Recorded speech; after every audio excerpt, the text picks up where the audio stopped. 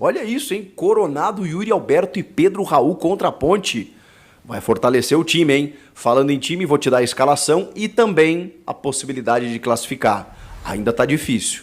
Vamos fazer uma conta aqui. O Corinthians realmente mudou completamente da água para o vinho. Os reforços chegaram e encaixaram no time. E ainda tem muito a crescer. Você vê, né? Enxerga, eu pelo menos vejo um potencial de crescimento. Bom, tem jogador que nem estreou ainda, como é o caso do Coronado.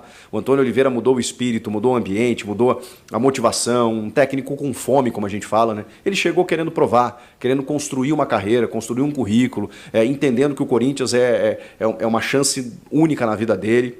E sendo repetitivo, né? Não como o antecessor que já estava de barriga cheia, já tinha chegado no topo na seleção brasileira, já tinha sido campeão no próprio Corinthians, sentou num contrato de 2 anos e não parecia promover a evolução no time. Agora não. Agora a gente vê uma realidade completamente diferente. Eu estou gostando muito das entrevistas dele, das ideias que ele está colocando em campo, da competitividade do time, da organização que a gente está vendo. E mesmo quando você tem alguns desfalques, né, ele está encontrando soluções. É o que eu cobro dos técnicos. E a escalação vai ser a mesma que atuou diante do Cianorte, porque o Cássio foi expulso no jogo contra o Palmeiras, naquela disputa com o Rony, até se machucou, e aí com isso o Carlos Miguel, por conta da lesão, foi titular contra o Cianorte. Então será basicamente ou estritamente o mesmo time. E um ataque bem interessante, hein? Porque você tem o Wesley, que está numa grande fase pelo lado esquerdo, o Pedro Henrique, que chegou muito bem pelo lado direito, e o Romero, que é o Romero, né? O Romero está decidindo os jogos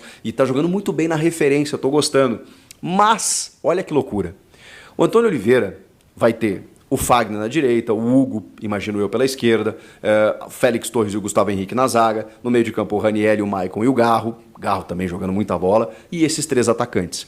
Mas ele vai olhar para o banco e se liga nas opções que ele vai ter.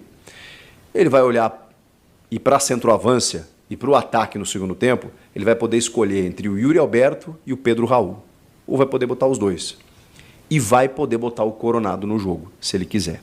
Essa é uma tendência muito forte que existe, não está confirmada ainda, mas uma tendência muito forte desses 3 jogadores estarem relacionados e estarem no banco de reservas. Pode ser que ele não utilize esses jogadores, porque eles ainda estão em processos, o Coronado de chegada e o Yuri e o Pedro Raul de recuperação, de transição física, pode ser, dependendo das circunstâncias do jogo. Sei lá, o Corinthians meteu 3-0 na Ponte no primeiro tempo, deixa quieto, deixa os caras descansando aí, trabalha mais uma semana, mais alguns dias, depois bota os caras. O Corinthians está precisando classificar, está precisando de qualidade, mas talvez o jogo não ofereça esse risco. Agora, pelo contrário, o jogo encrespou, tá 1-1 final do primeiro tempo, 0-0, Ponte tá ganhando, sei lá, segundo tempo, você olha para o banco e fala, irmão, se eu não botar vocês agora, eu talvez não tenha mais Campeonato Paulista para disputar, porque a classificação tá difícil, eu vou falar com vocês na sequência. Então, ele, dependendo do cenário do jogo, ele pode ter Igor Coronado para fazer a sua estreia,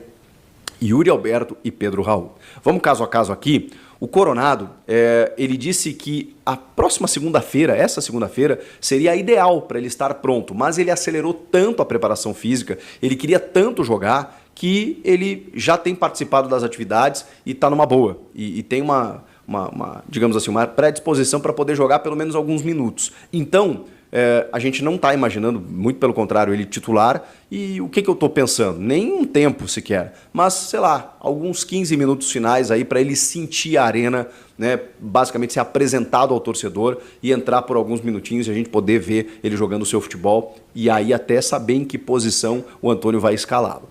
Igor Coronado, possibilidade de banco e de jogar alguns minutos. O Yuri e o Pedro Raul. Eles tiveram lesões bem diferentes, né? O Pedro até numa lesão muscular, ele já está de volta, e o Yuri Alberto numa possibilidade de fratura que se transformou em fissura e que de repente foi, digamos assim, recuperada de uma forma muito rápida, mas aconteceu. O Yuri foi para campo, fez alguns testes, começou a trabalhar com bola, começou a se sentir bem, ele estava com uma proteção no local, mas ele estava de boa e começou a gradativamente voltar a se colocar à disposição. Algo que a gente nem imaginava por enquanto. Até por isso, até por precaução, ele fica no banco. Mas, como eu falei, dependendo do cenário, opa, Yuri, vem aqui no segundo tempo, aos 20, 25, vamos tentar alguma coisa aqui. Porque se ele vai ser relacionado, se ele está treinando bem, é porque ele está recuperado. Então o Yuri Alberto é uma possibilidade que a gente não imaginava e que volta a estar no radar, aí, no cenário do Antônio Oliveira. E o Pedro Raul é a mesma coisa, né? Uma lesão muscular, está pronto, é um jogador mais de área, então tem aquela coisa. Dependendo do cenário do jogo. Eu não preciso de um Yuri lá para, sei lá, segurar zagueiros, até por conta da costela, vou dar uma preservada nele. Deixa o Yuri e vou botar o Pedro. O Pedro recuperou bem da lesão muscular na coxa, tá conseguindo correr, bota ele lá porque a gente vai, bola parada, escanteio, alçar bolas para lá, ele pode ser um cara importante, até para bola sobrar daqui a pouco para um Pedro Henrique, para um Romero, para um Wesley, sei lá. Então o Pedro Raul pode ser importante dependendo do cenário do jogo. Time titular bom, reservas bons também, então possibilidade de mais uma vitória. E uma vitória que se torna fundamental porque o Palmeiras venceu o Mirassol. E eu sei, né, não sei, acho que os torcedores do Corinthians não queriam necessariamente isso, mas ajudou. Ajudou porque o Mirassol estacionou em 14 pontos. O Corinthians tem 10. Se o Corinthians vence a Ponte, ele vai a 13. Ele fica um pontinho no Mirassol. Mas vejam só que ele nem passa e nem chega no Mirassol. Ele fica um pontinho no Mirassol. E restarão 2 jogos apenas. Só que o Mirassol é o terceiro. Então não adianta mirar no Mirassol. Perdão da redundância. Por quê? Porque o Mirassol é o terceiro. Ele tem que mirar na Inter de Limeira. Hoje, que é a segunda colocada, né? Pode ser que o Mirassol seja o segundo daqui a pouco. Só que a Inter joga no domingo. Então tem que dar uma secadinha na Inter, porque a Inter tem 9 jogos apenas.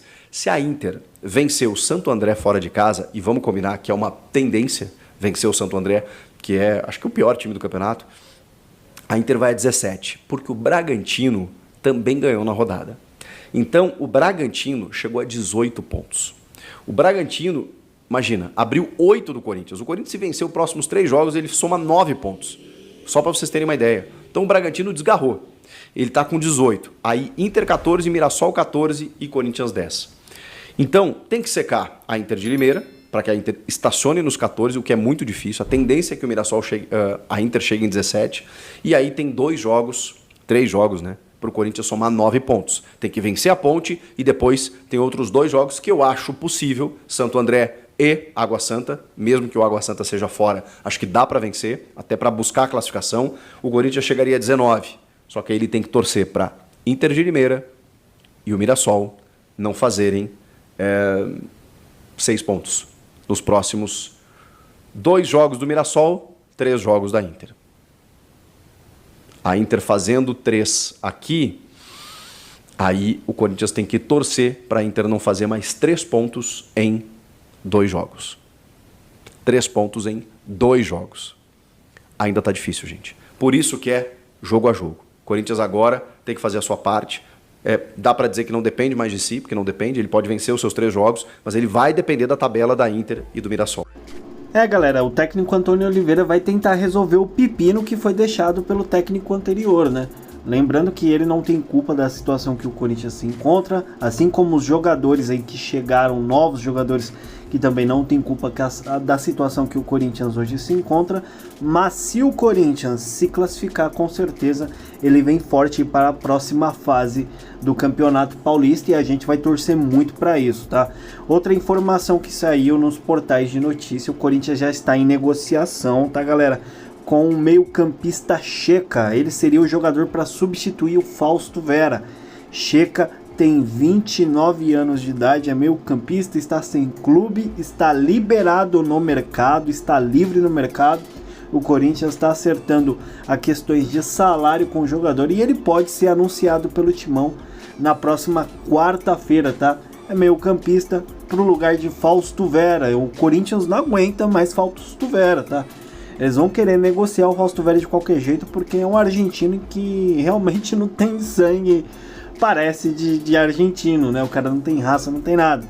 Mas enfim, essas são as notícias do Corinthians até o momento. Eu peço, deixa seu like, se inscreva no canal aqui para você não perder nenhum conteúdo. Lembrando que esse vídeo aqui, onde apareceu o Chico Garcia, todos os créditos é direcionado ao canal dele, tá bom? Se você quiser, acessa lá o canal dele, vou deixar o link na descrição. A gente volta aqui na próxima. Um grande abraço, até mais e vai Corinthians!